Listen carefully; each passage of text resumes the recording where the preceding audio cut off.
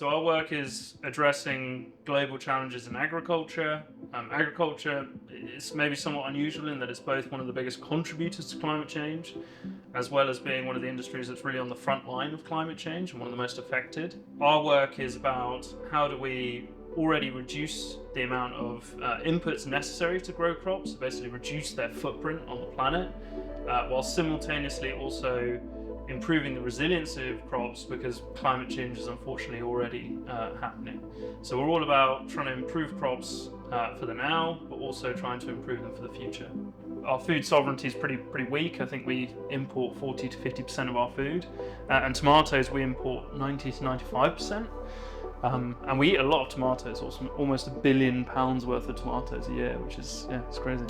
So we took this plant, we've edited genes that we know are involved in controlling height, and we've created this much shorter plant, as you can see. And as a result, you can plant these 30 to 50 times as densely as a normal tomato. They have a lot less labor costs because they don't need to be trimmed. But if you have 50 of these in a square meter, you can start to see that the amount of tomato they can produce starts to stack up quite quickly. They also complete their life cycle in around 3 to 4 months. So obviously a conventional tomato usually takes a year. These guys you can fit 3 or 4 cycles in a year. And so we believe that this tomato can help improve that food sovereignty, reduce the amount of imports we need, and therefore kind of improve our food security. So we're really kind of pushing the boundaries of what we can do. Every cell in the human body has the same DNA instructions within it, but clearly there must be something different, otherwise we'd all just be like one type of cell.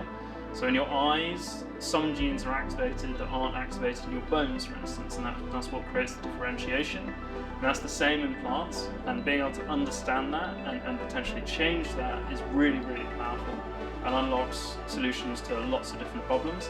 And that's what our AI does. It understands how we can redesign the DNA and accelerate the evolution of crops so that we can control the activity of specific genes. We use AI because we have a lot of genetic data, so literally data that reads out all the letters of code in an organism's DNA. But that is a huge amount of data, and it doesn't have grammar like in normal text, in English. And so we needed some mechanism in order to extract meaning from that data. And that's where AI is fantastic, right? It can take in large genetic data sets, understand kind of the hidden meaning within that data, and then provide us with solutions to achieve whatever we're looking for.